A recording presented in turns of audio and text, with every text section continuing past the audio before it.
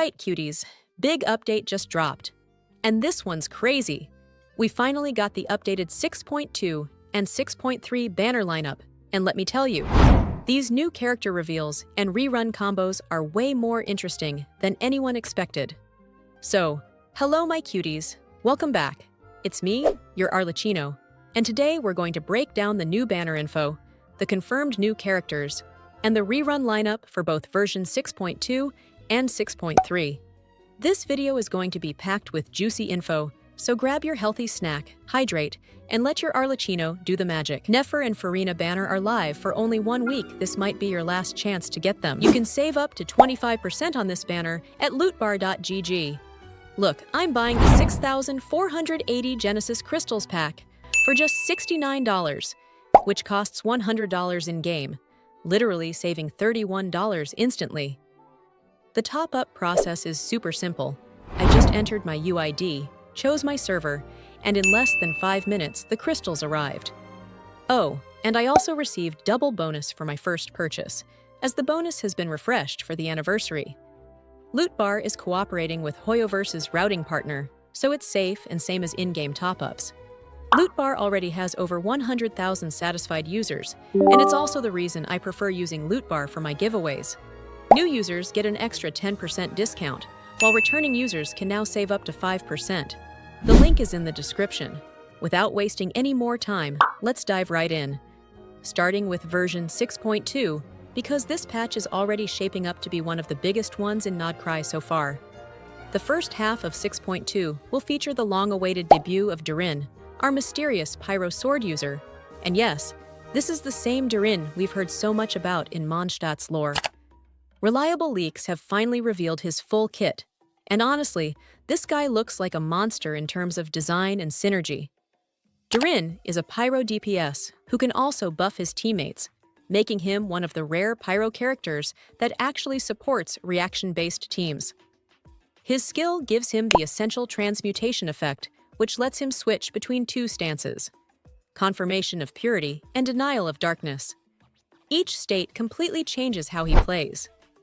In the Confirmation of Purity state, his burst, Principle of Purity, as the light shifts, deals 3 hits of AoE Pyro damage and summons the Dragon of White Flame, which follows your active character and periodically deals AoE Pyro DMG.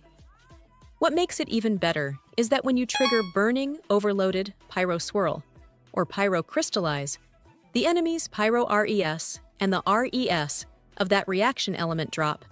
Basically, Durin just melts your opponent's resistances like butter.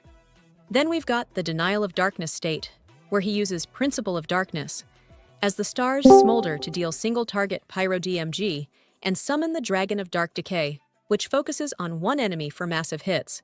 This mode boosts Durin's Vaporize and Melt DMG by 40%, turning him into a Pyro reactive powerhouse. So yeah, he's got style, flexibility, and serious power. He's going to fit perfectly in reaction-heavy teams.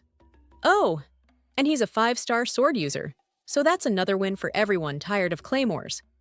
Now, let's talk about the new 4-star joining him, Jehoda. She's an Animo bow user and, surprisingly, a healer.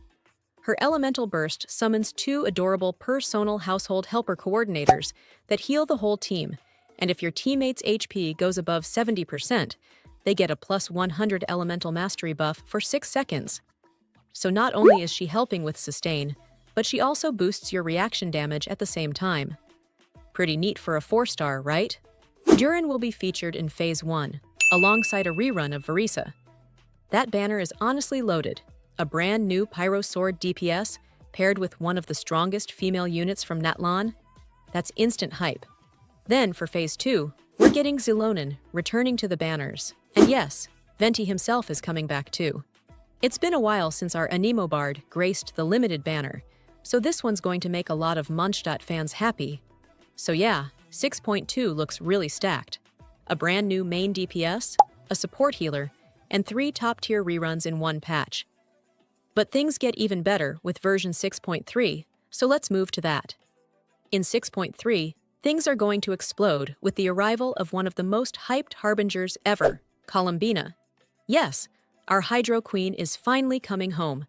According to reliable leaks, Columbina is a 5-star Hydro Catalyst user who acts as a hybrid DPS and support.